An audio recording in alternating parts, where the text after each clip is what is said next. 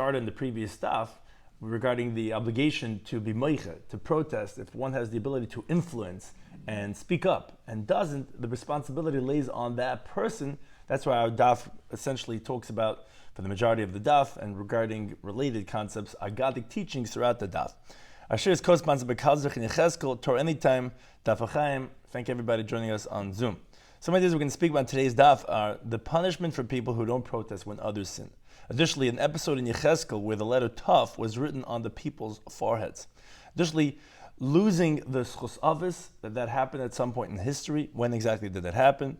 Whether people suffer or die even without having sinned. And for people who never sinned. Additionally, it's going to start a whole discussion going into the next Daf regarding historical, biblical figures that seem like they transgressed, but really it's not, it's just mistaken. We're going to speak about two of them, Reuben's possible transgression moving his father's bed, and discussion of the possible transgressions of the Bnei Eli, which it seems like that it says that they did something pretty serious, and the Gemara says it's not really the way it sounds like. Additionally, two of the concepts that are going to come up is Tamas Chos Avis refers to the concept that the merit of the Avis has already run out, and also Ein Misa B'Lechet asserts that nobody dies without sinning. If a person dies or gets suffering, there must be a reason for that happening. So we begin the current Daf Nun Hey and Aleph, where the Gemara introduces the concept of having to protest, even a student towards his own Rebbe in a situation of protest. So the Gemara begins. Rabbi Yehuda Hava Yosef Kamei Shmuel. Rabbi Yehuda was sitting in front of Shmuel, his Rebbe. Asoya hi itz. A certain woman came. Kutzavcha Kamei started screaming in front of Shmuel. V'lav mashkechba, and he didn't pay attention to her. So Malays, Rabbi Yehuda said to Shmuel, Loi Sobel Mar, doesn't Rebbe hold of the pasuk in Mishli?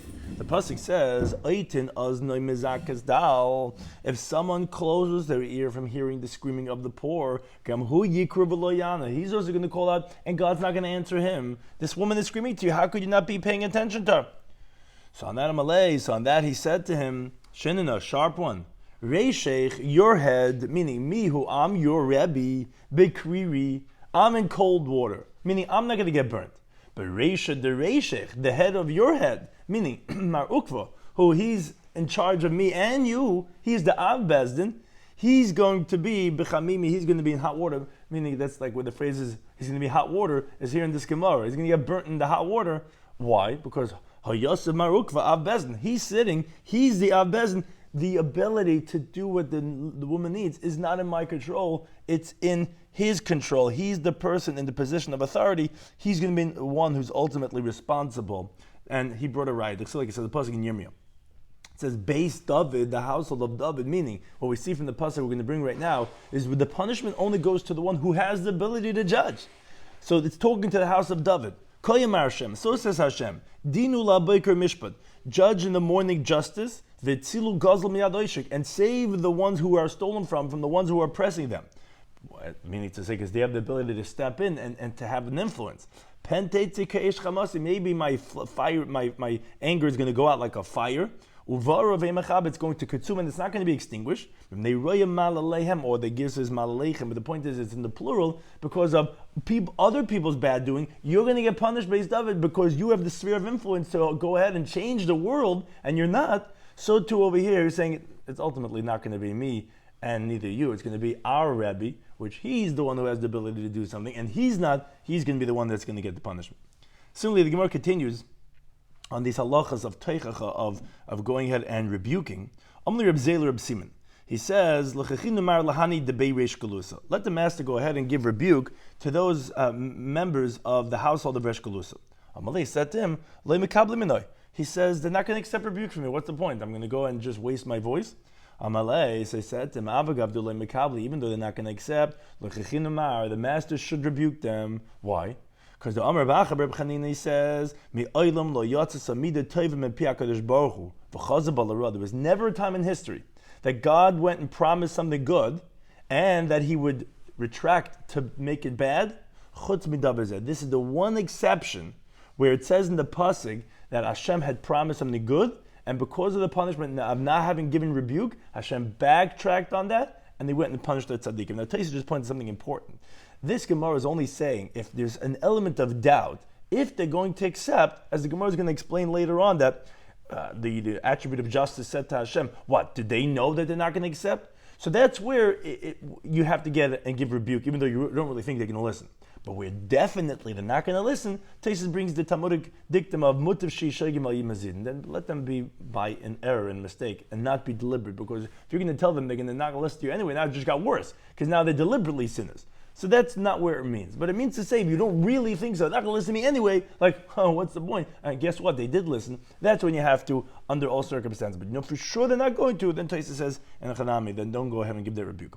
So this is the one time that if someone had the ability to protest and doesn't, that Hashem backtracked on doing something good. Where do we find this? Like it says a pasuk in Yechezkel. It says, "Vayomer Hashem Elav." Hashem said to the Malach, to the angel, "Avar b'toich ha'ir, b'toich Yerushalayim." Go throughout the city in Yerushalayim, v'savisa tav, and make a mark of a letter tav, al metzches ha'anoshim, on the foreheads of the men, hananachim v'hananakim, that are groaning and that are moaning. Al kala te'evas hanasas b'teicha, for all the abominations that are made inside of it. So this refers to the righteous people. That he said, I want you to make a letter tough on their forehead. So I'm like Kadosh Baruch Hu Gabriel. So Kadosh Baruch Hu said to Gabriel, what was he telling him? Lech v'rashim, go and make a mark on metzlan shel tzadikim, on the foreheads of the righteous. Tav shel diyai. I want you to make a tav on with ink. Shelo yishlutu me malachi chavala. That should be a sign that the angels of destruction should not go ahead and dominate on the righteous people, because I want to send a plague throughout the city. So that should be as a protection for the righteous. And to the contrary, of al-metzchim shel risham, and on the foreheads of the wicked, tav shel dam. I want you to make a letter tav of blood, so that the angels of destruction should go ahead and rule over them. Which Taisus brings that from the pasuk we only see the tav of the righteous, and the tav of the wicked, that's just we know from Svar. So, this is where the main part, what we're bringing in for, comes in. But the attribute of justice spoke up in front of HaKadosh Baruch Hu. Rebbeinu Shalom asked the world, what's the difference between these two? How come these are having a tuff of ink to save them, and these having a tuff of dam that they should be destroyed? So Hashem said to the Midas Adin, Halal tzadikim gemurim. What do you mean? These are totally righteous people, but Halal risham gemurim, these are totally wicked people. So Amar Lefanav, so the Midas Hadin said to Hashem, Rebbeinu Shalom asked the world, they should have protested. They didn't. They went to their ivory towers and they went and they just did their own thing, and everyone else is going, the world's going down down the tubes. How come they didn't do anything? So Hashem said to the Midas Hadin, Galabi do Lefanav, he says, it was known and revealed in front of me. Had they protested, they wouldn't have accepted anyway. On that, Amr Lefanav, so the Midas Hadin said in front of Hashem, Rebbeinu Shalom asked the world, you know everything, Hashem. If in front of you it's revealed, Lahemi Galu, what is revealed to them, did they know that their words are not going to impact and change the world and help the people that are sinking? And that's what it says there in the pasuk. Zakin, an elderly person, Bacher, the younger person, Ubesula, the girl, Taf, the child, the Nashim, and the women, Tahargu, Lamashkas, you should kill them all in destruction. Now, in the beginning, it says, Val kol ish asher olav, and any single person that on him was hatav, the letter tav, al tigashu, don't touch him. But then at the end, the pasuk says, Umi migdashi tachelu, and that from my holy place you should begin. Now, in Uksiv, it says the end of the pasuk, Veichelu, ba'anashim hazakenim, and they started by the elderly people, asher lifnei habayis, that were there from before the Beis Hamikdash. Now, Tanya Rabbi Yosef, he explains, al tikri migdashi, don't read it, my holy place, meaning the Beis Hamikdash, ela mekudashai, my sanctified, my holy ones. Who do they start from? Elu b'nei adam shekayim es atayra kula. It refers to the people that kept the whole Torah. Me aleph v'ad tav, from aleph until the last letter of the aleph is that of tav. Which here is where we see that Hakadosh Baruch Hu agreed to the prosecution of the Midas Hadin, and he backtracked from the good that he said that he's going to save the righteous with the letter tav. We see now to the contrary that here he went and they were all killed. And why? Because they were able to protest and they didn't. Now umiyad, immediately the pasuk says, V'hinei behold, Shisha, this actually says a pasuk before, Shisha nashim boim, 6 men came, Miderech Shar Elyon, from the path of the upper gate, Asher Mafna Tzafayni, which faces northward, the Ish, and every man, Kli Mafat Tzabiyad, he had his destructive tool in his hand, because they were coming to destroy the Jewish people, these angels. The Ish Echad B'teichem, and one of the men amongst them was Lavush Habadim, was wearing linen. The Keses HaSeifa B'Maslam, he had an inkwell of a scribe in his loins, by his waist. Vayivoyu, and they came, V'yamdu Eitzel Mizbach HaNachoshes, and they stood there by the copper altar. Now, the Gemara first interrupts this narrative to ask, wait a second, the story doesn't make sense. This was in the days of Yechezkel. Was there a copper altar in the days of Yechezkel? But Shlomo Melech already went and concealed away the Mizbech Nacheshes that Moshe Rabbeinu had made. As the pasuk says in Malachim Aleph, that it says, Ki Mizbech Nacheshes Lefnei Hashem, Katan Mehakil. It was too small, like someone who says about his friend that he's too small, he can't do the work, we need someone bigger. And Shlomo Melech went and made a Mizbech of stone. There was 32 amas squared, and the ones that Moshe was too small, and they put it away. So how are we talking about that they stood at the Mizbech Nacheshes? So HaKadosh Baruch Hu said to them, no, it wasn't really Mizbech Nacheshes. It means that Hashem was telling to the destructive angels, the same idea we said before, that where did they start from the destruction? Actually from the righteous people, Mimukudashai.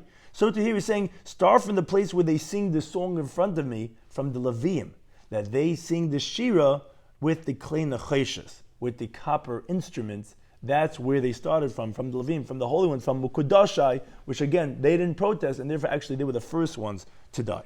Now says the Gemara, Maninu Shisha Nashim, who are these, quote, 6 men? So Rav Chizda refers to Ketzef, fury, Af, anger, V'chema, wrath, Umashchis, the destroyer, Umeshaba, the breaker, Umachala, the annihilator. In other words, these are the 6 types of destructive elements that God brings into the world. They're the ones that came and punished the Jewish people. Now, so the Gemara wonders, Umayshno Taf. What's the difference about the letter Taf, that was the signifying letter, which, as we'll see in the different interpretations, which there's 5 of them that our Gemara brings, that it could either mean that it's a good thing, because that was the Taf that they originally put on the righteous to save them, or it could mean the bad thing, which was, we find that by the wicked, they put the Taf on their forehead of blood, that as a sign that they should die. So Amarav, he says, well, because the Taf could mean Tichya, that they should live, and Taf could also mean Thomas, that they should die for the wicked. So therefore, that's what the Taf would symbolize, again, depending what it's made out of, what it's coming to say on the person's forehead. Ushmulam, he gives a different interpretation. It says, the Taf is Thomas Chus Avis, to say that the merit of the fathers has been depleted, that is already done with. And that's to say, okay, that there's nothing more protecting these people, now you could kill them. Rabbi Yochanan gives a third interpretation. He says, Tachun, from the word of like Chen, but Tachun, that there should be grace of Chus Avis, of the merit of the fathers, to the opposite of what Shmuel seems to be saying. Although Taisus does discuss at length regarding, do we still have Chus Avis, do we not? There's something called Bris Avis that we still have. But the point is that Rabbi Yochanan is saying that it's a terminology of, that it should be confer grace of the merit of the fathers. And that is as a merit to save them. Mishlal Kashami gives a fourth interpretation. He says, Taf, what that's coming to say, it's it's the end of the seal of a Kadosh Baruch Hu. What does that mean? Why is Taf the end of the seal? The seal of a Kadosh Baruch Hu is emes, meaning just like when you seal, you sign your name. So God, so to speak, his seal is the word emes. Why? Because it's the first, middle, and last of all the letters of the Aleph base. So to speak, like a pasuk in Yeshaya says, Ani Rishon v'ani Achron v'ani Hu. Shem, God is saying that I'm the first, that's the Aleph. I'm the last, that's the Tav. And I am what I am, which is right here in the present, which is the Mem. Those are the word emes, and that's what truth is, and it is what it is. In the whole reality is God, and that's all yichudim in that word emes. In this Gemara, one line, there's a lot of Kabbalistic concepts. But the point is that he said, put the letter Tav, which is coming. That's like the end of the seal of God's truth regarding the judgment of these people. Put that letter on their forehead. A fifth interpretation, Rabbi Shmuel ben Nachmani, he says, Elu b'nei Adam, the Tav was supposed to say on the righteous when you put on the forehead, it refers to people shekayim es Torah kula me aleph ad Tav, that they kept the whole entire Torah from Aleph till Tav, and the Tav was a sign for them to show that yes, they kept the Torah all the way till the end, which is the last letter, which is the Tav. So those are different interpretations of what the Tav was there to represent. Now the Gemara asks, according to Shmuel had said Thomas Chus Avis. He said that that there was no more merit of the fathers, and therefore they could be killed out from the plague. So now the Gemara asks, Me'emasai Thomas Chus Avis. From what point in time in history was the merit of the fathers, of the others, Avraham and Yaakov, already expired, that it depleted? So we have many different interpretations. Amarav, he says, Mimois Hoshea ben Beiri, from the times of Hoshea ben Beiri, meaning the prophet Hoshea. It says a pasuk in Hoshea. It says, Agala es navlasa, I will uncover her disgrace, le'eni mahaveha, to the eyes of those who love her, ve'ish lo yatzaleh miyadi, and no man is going to save her from my hand. Meaning, because there's no more schus avis, because they've already consumed it. So that was in the days of Hoshea. Shmuel Lameh gives a second interpretation. It says Mimei Chazoil. Shlomo says a pasuk in Melachim Beis. It says V'Chazol Melech Aram. This when we say the days of Chazal. He was the king of Aram. Lochatz Es Yisrael. He put pressure. He gave stress to the Jewish people. Kol Yimei Yoyachaz. All the days of the king Yoyachaz. Uksivin, it says after that, Vayachan Hashem Oisam. Hashem showed grace to them. Vayirachamim, and He had mercy on them. Vayivn Alim, and He turned to them. Laman Brisei, because of His covenant as Avram Yitzchak B'Yaakov, because of the bris He had with the others. But Le'ovashchizim, didn't want to destroy them. But Le'ishlichim Me'alpanav Ad, and He didn't throw them away from in front of His face up until now. So the way Rashi interprets, what it sounds like, wait, up until now, meaning in the days of Chazal. But it sounds like from that point onward, He did throw them away, and He did not turn towards the bris above, because then it was already depleted, it already expired from that time on. Rabbi Shub Levi, he gives a third interpretation. He says, Mimei Eliyahu, from the days of Eliyahu Navi. Shemak, it says a pasuk in Melachim Aleph. It says that it was at the time of the afternoon offering of mincha. It says V'yagish Eliyahu Navi. So Eliyahu Navi came near. But Yemen, he says Hashem Elikei Avram Yitzchak v'Yisrael, the God of Avram, Yitzchak, and Yaakovinu. Hayom Yivada. Today it shall be known that you're recalling the covenant of Avram, Yitzchak, and Yisrael. Now, from the fact that it says today will be known, it sounds like, but no more, because at that point it already expired. And although we said that in the days of Chazal, which was later, that there was, so that Rashi says that was only through some mercy, it was still recalled the merit of the fathers in the days of Chazal. But in general, from the days of Eliyahu Navi, that already had expired. And he says, Ke'ata l'kim b'Yisrael, because you're the God of the Jewish people, V'ani avdecha, and I'm your servant, Uvidvarcha asisi is called Dvarim Eileh, and within your word I've done all these things. But one thing is, we see that it says Hayom Yivada only today, but after that, in the days of Eliyahu, the schus of Avos had already expired. Rabbi Yechonam, he gives a fourth interpretation. It says Mimei Chizkiyo, from the days of Chizkiyo HaMelech. Shemak, it says the pasuk in Yeshaya. It says Lamar b'Hamishra, for the increase of the sovereignty, U'Lishalom, and for peace in Kates without any limit. Al Kisei David v'Mamlachta, on the throne of David and on his kingdom. Lahachanoisa, to establish it, U'Lisada b'Mishpat b'Tzedakah, and to uphold it with justice and with righteousness. Me'at v'Adolam, from here on forever. Kinnas Hashem Tzavakis Tasas, the zeal of Hashem, the Lord of hosts, He should do this.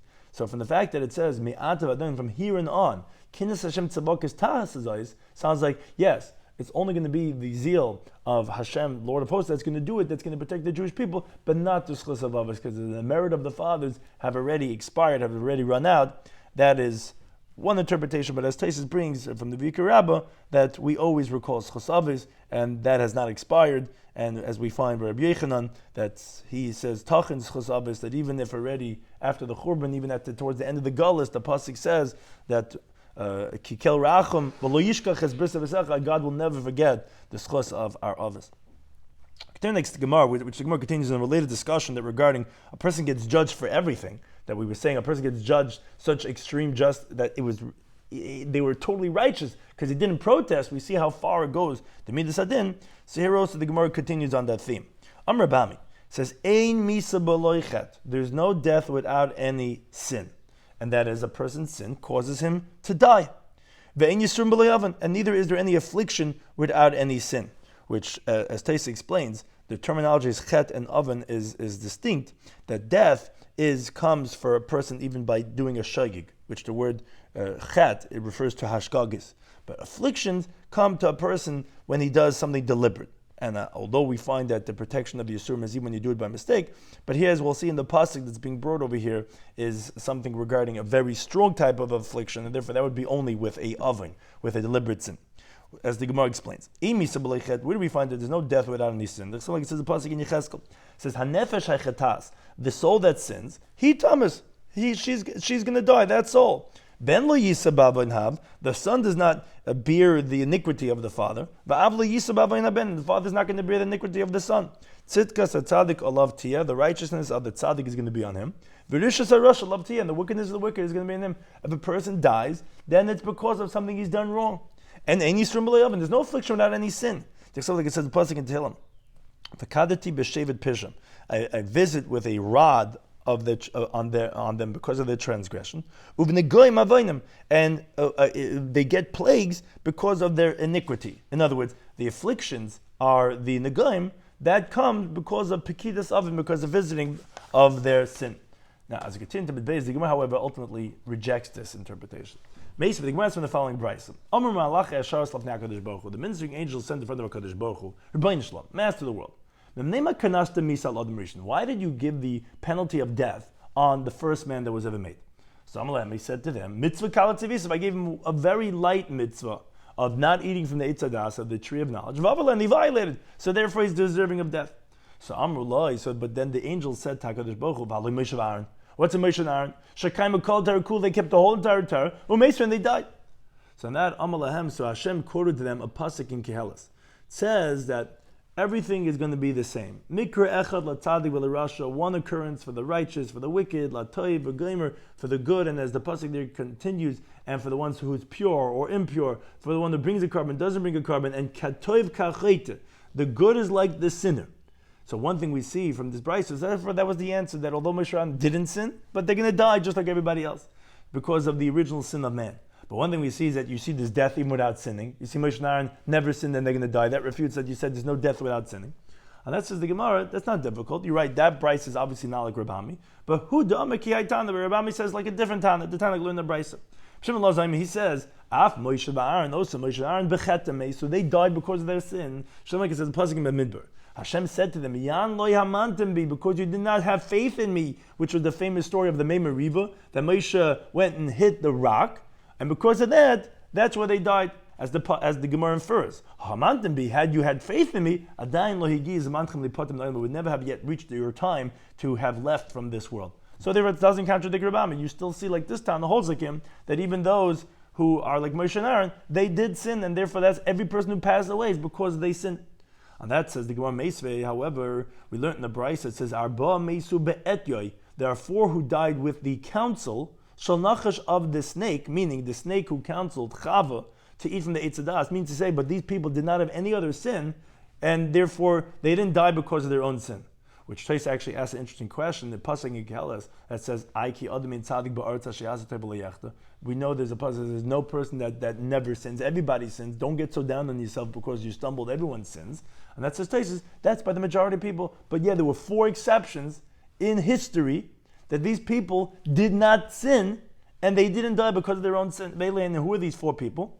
Binyamin ben Yaakov, the one of the Shvatim, Binyamin the son of Yaakov, the Amram Avi Moshe, and Amram the father of Moshe Rabbeinu, the Yishai Avi David, Yishai the father of David, the Caleb ben David, and Caleb the son of David.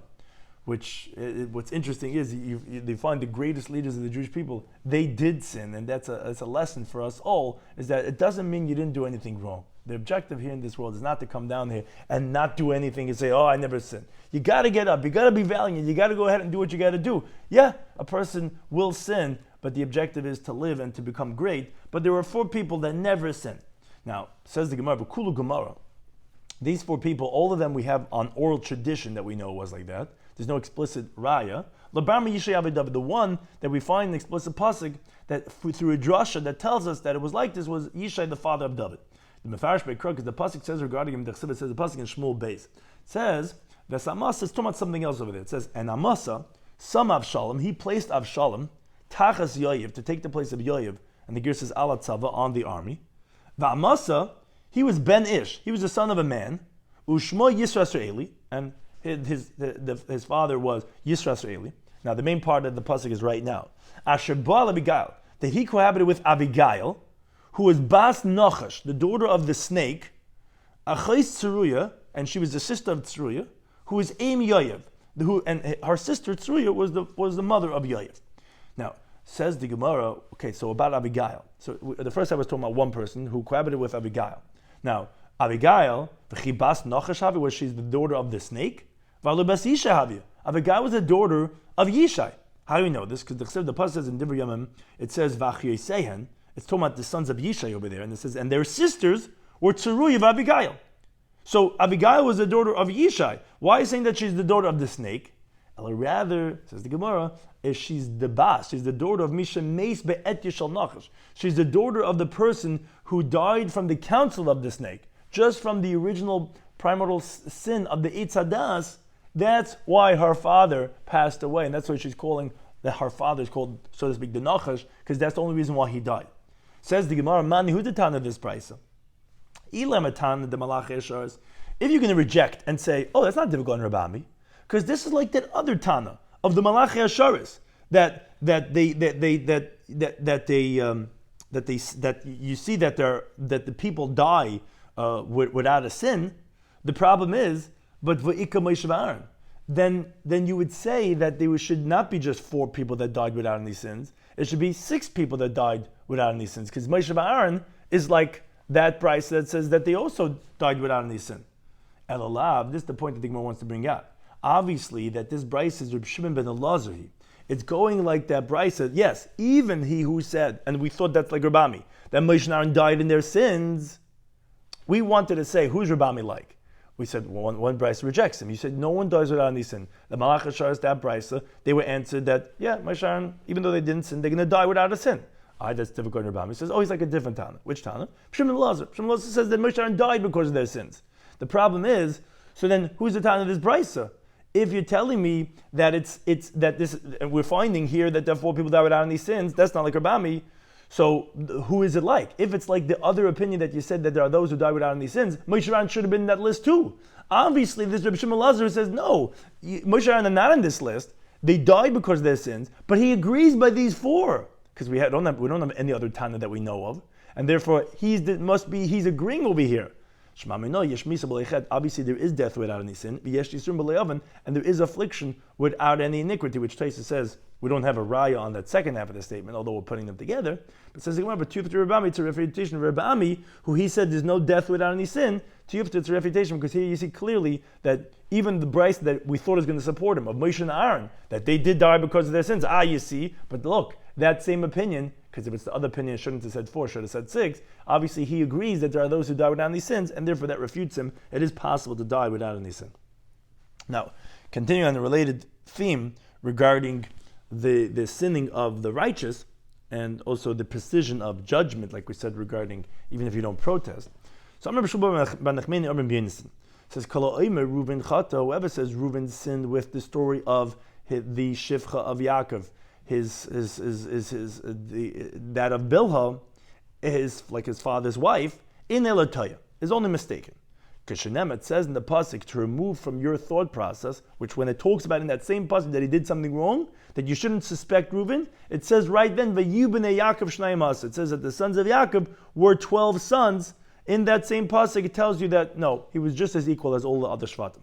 Malamet shekul and shekulim ka'achas has come to teach that Reuven was equivalent with all the other ones of the shvatim. So then the question is, so how do I fulfill the pasuk? It says the Yishkav es Bilah pelegish aviv. It says that he slept with Bilah, the concubine of his father.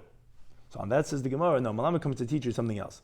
Shebilbul, that he went and he disturbed Matzoy Shalaviv, the bed of his father. And it's equated, it's considered as if he went and he slept with her, which that was the so to speak, the shivcha of Rachel, which what happened was that, as the Gemara is going to explain, Tanya learned the Brisa, that Shimon Elazar says, no, that righteous person Reuben was definitely saved from that sin. It cannot be that this action of sleeping with his father's concubine came to him. And I'll prove it to you, says, because Efsha Asad Lazari Laman Halar Evel, is that really possible? That one day his descendants are going to stand on Har Evel, and they're going to say a pasuk in Devarim, Ar Sheichiv Meishas Aviv, cursed is the one who sleeps with his father's wife. And such a sin is going to come to his end. In other words, like Rashi explains it, well, Hashem is going to decree on his descendants that they should be from the ones who curse, and that's going to be cursing their great grandfather who went and did such a thing. Can't be.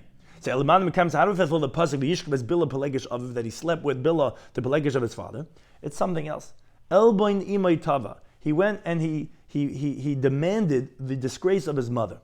Amar, he says, fine.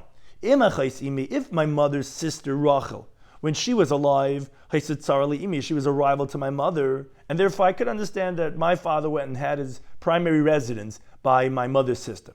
But the maidservant of my mother's sister, who is Bilah to hate Tsar Li'imi, that should be a rival to my mother. He's going to keep his bed over there, and not by my mother, who's a primary wife and not just a concubine. So Amadu Bilbul as Matzah, he went and he moved her bed. That's when it says when he slept with her, doesn't really mean he slept with her. He moved her bed. And therefore that's what is meant, what he said. But he Chas Hashem didn't do that thing about sleeping with his father's wife. Now, others say that actually shtei matzos bilbo. He didn't just move one bed, he actually moved two beds.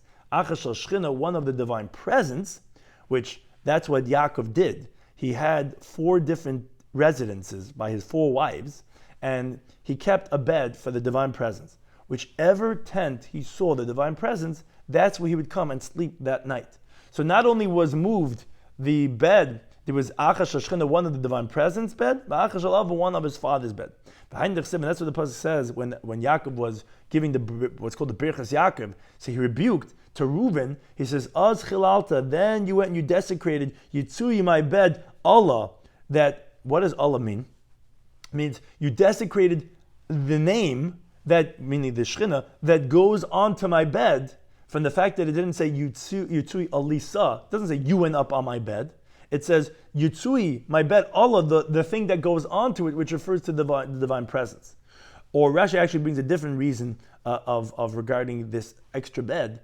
He says until the Oyel Moed wasn't built, the Shechina is found in the tent of the Tzaddikim. So when he moved his bed, he wasn't just moving the bed of Yaakov Avinu, he was moving the divine presence. Now the Gemara actually brings a machlekes. If he truly went and did this sin, or if he didn't do this sin. The Gemara says actually ketanoy. It's a machlekes tanoim. The beginning of that pasuk of the Birchas Yaakov that he was blessing Reuven, which he was also giving him some rebuke. So it says in the beginning of the pasuk, pachas kamayim, swift like water. You acted. You were very impetuous, and you did something quick. You moved the bed. So now I'll tell you, so you're not going to get any more. You're not going to get what you were supposed to get, the firstborn rights, and so on and so forth. Now Rabbi Eliezer Eimer, he starts off this discussion, and the Gemara brings many different acronyms, what's called nutrikin, from the word pachas, peichas zayin, of what that stands for. And actually we're going to have 2 interpretations saying that that's a good thing, and 2 are going to be saying that that's a bad thing, and that's the machlekes tanaim that we're going to bring. Did he commit the sin? Did he not commit the sin? So Eliezer says, he says, the pei is pazta. Pazta is, like a Gemara later on we'll have on Daf Peichas, ama peziza, the impetuous, the impulsive nation, that you were very quick, and because of your impulsivity, you sinned. Chavta, you became liable, and Zalta, you belittled. Because you did such a sin, look, you lost now the firstborn rights.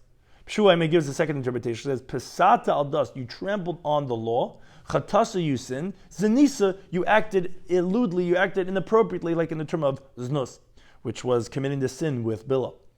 Now, those are 2 interpretations for the bad. But now we have 2 interpretations for the good. It says, Pilalta. Pilalta is the terminology of davening, it's tefillah. You prayed to be saved from the sin. Chalta is also a term of like Vayichal Moshe. You entreated, you begged Hashem to save you. And Zarchat Tfilascha, and your prayer showing forth that it helped. You were in a situation of about to commit from a terrible sin, and you prayed and you were able to get out. Now, Ram Leal, he says, but Adayin Tzrichan on the Maidoi. Ram Leal said this interpretation. He says, but still we need the Maidoi, Rebbe Lazar Maidoi's interpretation, to really show this point that Reuben didn't sin. Because Rebbe Lazar Madoyim, he says, he says, flip the word backwards, interpret it backwards from Zayin Ches Pei, and interpret it like this. Zizata, you trembled, meaning you were afraid of sinning. Hardatata, where a lot of times Hey and Ches are interchangeable, is that you drew back, and Parchachet Mimcha, and the sin was removed from you. So Rebbe Eliezer and Yeshua, they say that he did sin, and Gamliel and the Maidai, they say he wanted to sin, but he didn't sin, and that's like we're saying that it's a machlekes tanoim. Did Reuven sin or did he not sin? Another interpretation, Ravam, he gives a different. Some say it was actually Rebbe Abba, a different acronym. Zacharta einshe shaldaba. You remembered the sin of this thing. Chalisa atzmacha chayli gadol. You made yourself very sick to hold yourself back. You fought your inclination. You fought your Yetzirah.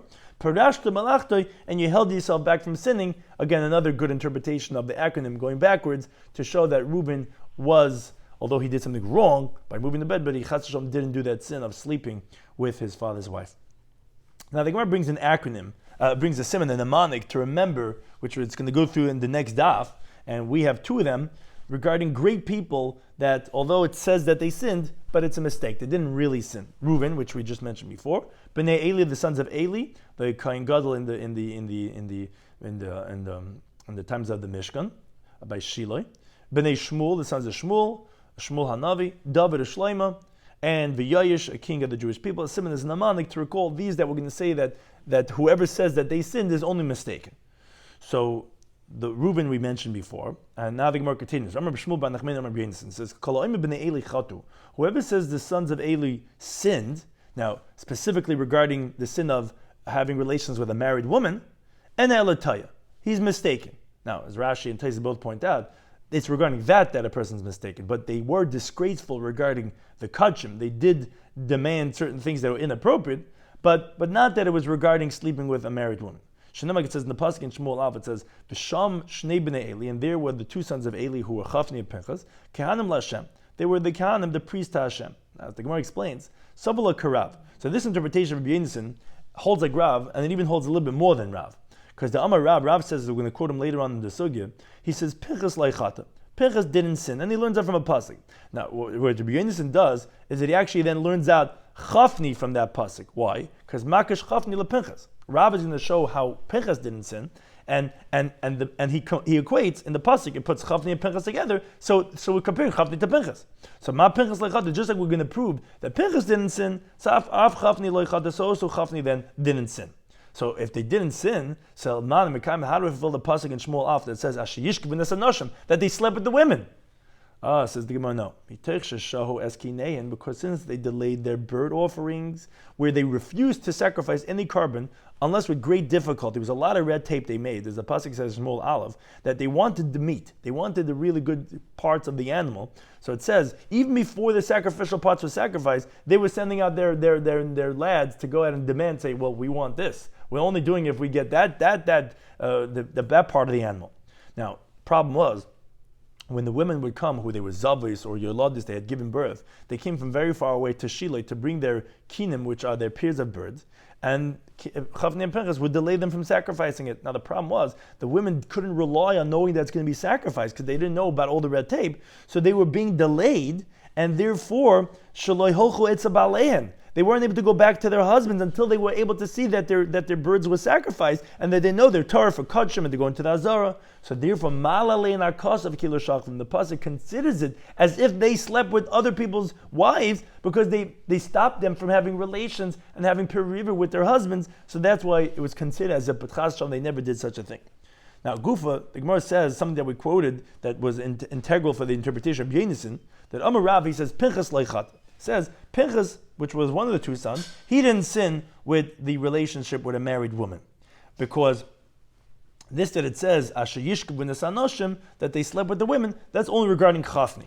Now that's Rav. Rav holds that Chafni actually did sin, but that's what Rabbi Yonasan, once as he proves that Pinchas didn't sin, since he says in the pasuk it says Chafni and Pinchas together, so we see that we equate them, and he holds that actually none of them sin. And if they didn't sin, so his interpretation was that. Okay, so it's just because that they've delayed their offerings. But Rav actually doesn't hold like that. Rav actually holds that Pinchas didn't sin, but Chafni did.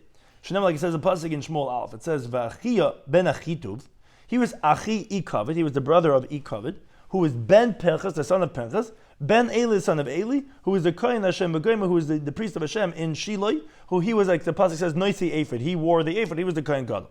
But one thing is that we see that in the Yichus, which is for the shvach of the person that they're mentioning over there, the praise, it mentions his grandfather Pinchas.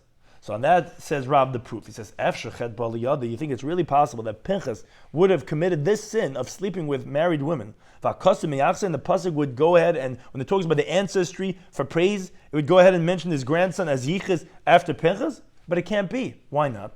Because the pasuk says Imalachi, regarding someone who commits the sin of adultery, which is what we're essentially claiming that Pinchas did. It says Yichras Hashem leish, Hashem will cut off a person Asher Yasena that will do such an act. Someone that's alert, v'oina and responsive. Me'oli Yaakov from the tents of Yaakov, umagish mincha from bringing forth a meal offering. Lashem tzavakas to Hashem, the Lord of hosts. Now this pasuk, as the Gemara explains in Perek Eila and Nasraf and in Sanhedrin, is talking about by someone who has relations with a non-Jewish woman or with a Zaina. Because it says previously, where the Kichil Yehuda, because he desecrated Yehuda, Kodesh Hashem, the holy thing of Hashem Hasha'av that he loved, which Ubal Bas El Necher, that he has relations with a foreign deity, which the Gemara expounds, Kichil Yehuda Kodesh, that refers to a Zaina. As the pasuk says in Devarim, Lisi Kadesh refers to a Zaina. So this pasuk is talking about what's going to happen to someone who commits adultery. Now, what does this pasuk mean? So the Gemara explains. Im Yisrael, who if the one who committed this adultery is a Yisrael, lo yilo er b'chacham, he's not going to have a descendant who's going to be alert amongst the sages, to be sharp, to understand, to teach from the sages, and he won't have anyone that's responsible by the students. He won't have anyone that's a grandson that's a Talmid Chacham. And if he's a Kayin, ben magish mincha, he will not have a son that will bring forth a meal offering. And here we see in the Yichus, he's a Kayin magish mincha after Pinchas. So Elalav, Shemamina, rather says Rab, obviously we see from here that Pinchas didn't sin. He couldn't have committed the sin of adultery. Then we wouldn't have had that he has a descendant that's magish mincha, which we see that the sin of adultery is not to have a descendant that's bringing offerings to the base of Mikdash. So then says Rav, what do you do with the pasuk that says Asher Yishkavun, that they slept? He claims that only Chafni sinned, but Pinchas didn't. But you see in the plural it says that they slept with the women. So that says Rav, Yishkavein Ksiv. No, you should read it that he slept in Yishkavein, not Yishkavun. But says Gemara, okay, but there's another pasuk. Like Ksiv Al Bonai, when Eli was rebuking his sons, he says, "No, my sons. The report is not good what I'm hearing about what you're doing." So you see that he's speaking to his sons. So Menachem Yitzchak says, "No, B'ni Ksiv. It's written my son, not Bonai. Read it my son, not my sons." But it says Gemara Ksiv Ma'avirim, but it says that they're causing to transgress, which is in the plural. So Rav Huna B'Rei Rabbi Shu, he says Ma'aviram Ksiv. It says it's written in the singular that he is causing transgression. But Ksiv B'nei Belial, but it says the wicked sons, the wayward sons. That's in the plural. Says the Gemara, the theme that we start off the daf and we finish with that too.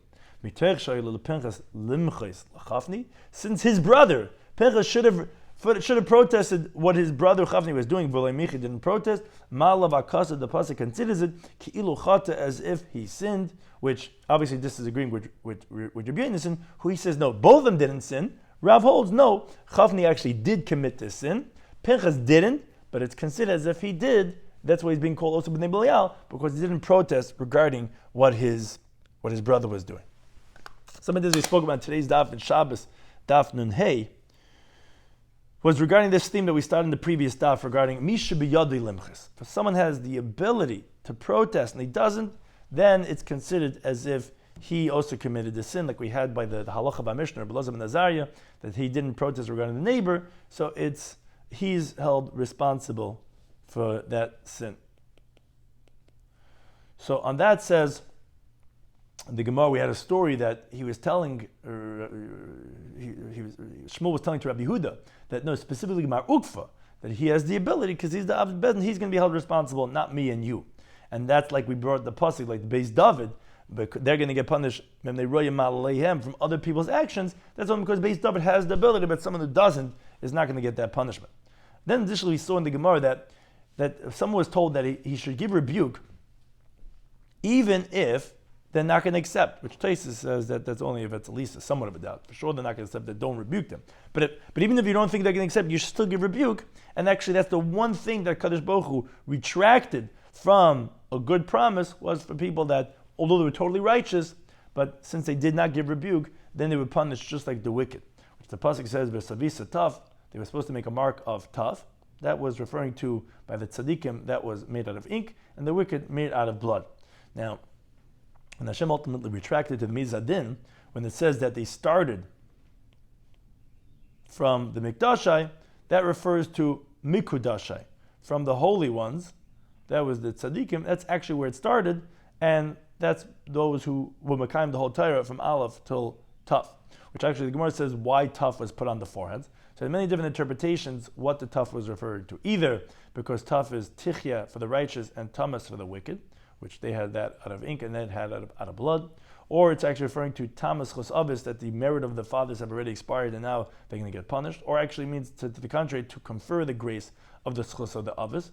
Or it's actually referring to the end of the seal of HaKadosh Baruch Hu, which is Emes, because Hashem is Ani Risha, Ani Achin, Bani Hu. Or it's to refer to even those who fulfilled the whole Torah from Aleph to Taf, or that was a way of saving them. There's different interpretations what the different Tafs were on the righteous and on the wicked. Now, according to one interpretation, that of Shmuel, it was Tamas Chas Avis. When did that actually happen? So one interpretation is from the days of Hoshea, one is from the days of Chazal, one is Eliyahu, one is from the days of Chizkiyahu HaMelech. Now, there was an opinion wanted to say that There's an attribute for everything. And there's no death without any sin. There's no affliction without any iniquity. But on that, the Gemara ultimately rejects it. First of all, we see Moshe and Aaron. They died without any sin. So the Gemara rejected that one. Says no, could be, as we have a Mandama that said they did die because of a sin. That is Meimariba. But then the Gemara rejects it because there's a brayso that then says that 4 died without any sin. Binyamin, the son of Yaakov, Amram, the father of Moshe, Yishai, the father of David, and that's why we see that his daughter Abigail was called Bas Nachash, because he only died from the Eitzah of the Nachash, and Kalev, the son of David. And that can't be like this Manda Amar, because then it would have been 6 people. Obviously, it's like Rabbi Shimon Lazar holds they actually died for their sins, Moshe and Aaron, and still we have 4 people that died, so that we don't have any Tanoic support for Rav Ami, and he's rejected, and it could be that a person could die without any sin. Now then the Gemara brought a mnemonic of regarding Reuven, the sons of Eli, the sons of Shmuel, that we'll discuss in the next daf, David, Shloime, and Yair, that whoever says they sinned is only mistaken. Reuven is regarding the story with Bilhah, though it says that he slept with her, it doesn't really mean that Chas v'Shalom, it means to say that he moved her bed. And how do we know? Because you think his children are going to come and Hashem is going to want it like that, to say, cursed is the one who sleeps with his father's wife, and their grandfather did that. Hashem wouldn't make them do such a thing. Rather, it's just that he moved her bed. Why did he move the bed? Because he was petitioning his mother's disgrace, where, okay, I can understand his mother's sister, that's going to be a primary residence. But when she passed away, by her maidservant too, and therefore he went and moved it to his mother's tent. And that's what Yaakov said, Yutsui Allah, which is not only did you move my bed, but not Alisa, but Allah, what goes on, which is divine presence, is on his bed. He also moved the bed of the Shekhinah. And when he was giving, quote, the Birchas Yaakov, which he gave some rebuke to, he said, Pachas Kamayim, swift like water you moved, and therefore you lost a lot of different blessings. So we have 2 interpretations of bad and 2 interpretations of good, which is that it's Kitanoi if Reuven did he actually sin or not? And that's alluded to in the acronym of Pachas. Pasta, you moved quick. Chavta, you became liable. Zalta, you disgraced. Or Pesata, you stepped, you trampled on the law. Chatasa, you sinned. Zanisa, you committed znus. So these are 2 interpretations that he actually did sin. Here, the other interpretation are Pelalta, you davened. Chalta, you entreated. Zarcha, Tfilascha, your prayer shone forth. Or backwards. Zizata, you trembled. Her tata, which is the ches is interchangeable with hey, that you step back, and parcha chat memcha, the sin was removed from you. Or also backwards, zachar to ansha, you remembered the sin, you remembered that there's going to be a punishment. Chalisa azmcha, you made yourself sick. Parash lemelachta, you removed yourself from sinning. So this is interpretations of loichata, that he did not sin. Then we went to the sons of Eli, that although the pasuk says that they slept with the women, so actually Rav says that Pinchas didn't sin. And the way we know that he didn't sin is because the pasuk gives yichus for him, and if he committed adultery, the pasuk would not have given him yichus because he would not have had a child that was magish mincha. All the psukim that say that say in the plural, so that you have to say it's actually you have to read it in a lashon yachid. But Rabbi Yonason actually, he says that no, the pasuk puts together Chavnei and Pechas the same pasuk. Therefore, he says actually both didn't sin. Now, it says Ashiyishkim in the Sanoshim that they laid with the women. Doesn't mean that they slept with the women. It means that they delayed their bird offerings, and therefore they couldn't go back home to their husbands, and therefore that's in a way sleeping with their wives by preventing them from sleeping with them. That's Rabbi Yonason. Now, Rav actually holds that Chavnei did sin. All the psukim. So that's all talking about Chafni, because you read in the singular. So why is it B'nai B'liyal, which is in the plural? Oh, that is because, as we start off the daf, where Pinchas should have protested in his brother Chafni, and he didn't. Therefore, he's also considered responsible, and therefore he's considered wayward sons. He's also considered as if he participated in the sin of his brother, who was Yishkim in the Sanashim, because Thank you to Anytime for hosting us.